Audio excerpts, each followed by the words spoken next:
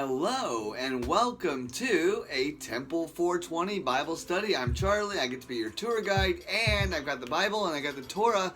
But because I read both thoroughly, I learned that we have an entire system of cannabis in every cell of our body. I also learned that we're supposed to serve our God. His name is Hashem, the God of Israel, the God of Abraham, Isaac, and Jacob. And he has daily offerings of an aroma, of a burnt offering, which is called cannabis and the endocannabinoid system. So welcome to fire and wood and the smoke that rises, because I don't want to fall anymore, like ashes to ashes and dust to dust. Mathew 5 today, divorce.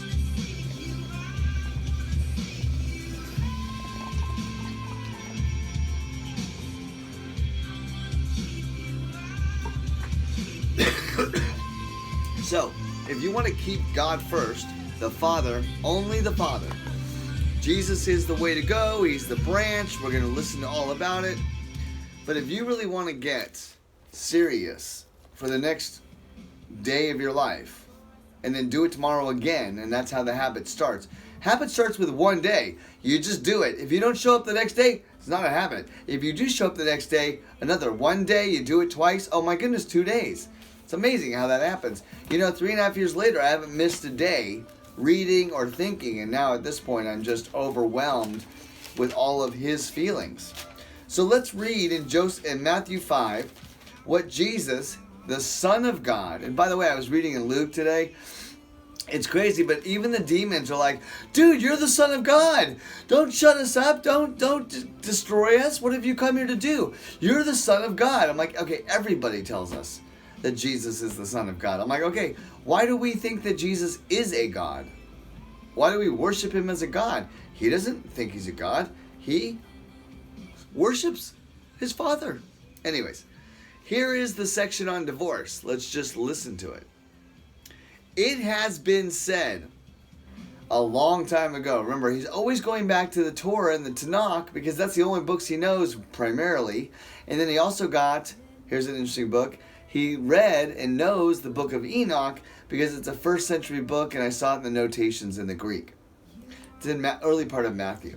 When it's going through Enoch's lineage to Jesus, it mentions Enoch in the book of Enoch. It has been said, anyone who divorces his wife must give her a certificate of divorce. But I tell you a little bit different.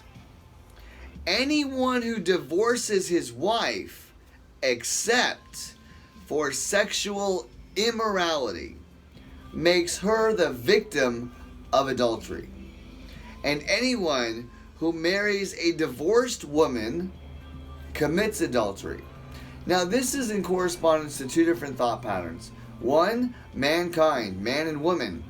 Men and men and women at that point, that's wrong, but I'm just going to include them for political correctness because we're going to get to the point where once you join God's team, you wouldn't want to do that in front of the coach. In fact, there's really no more sex in front of the coach with any man or woman.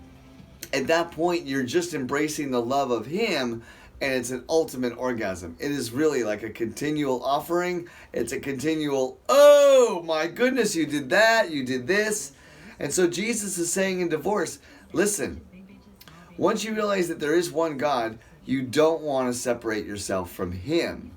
You don't want to divorce him. You don't want to cheat on him. You don't want to do anything to piss off your new bridegroom and the father-in-law of the wedding.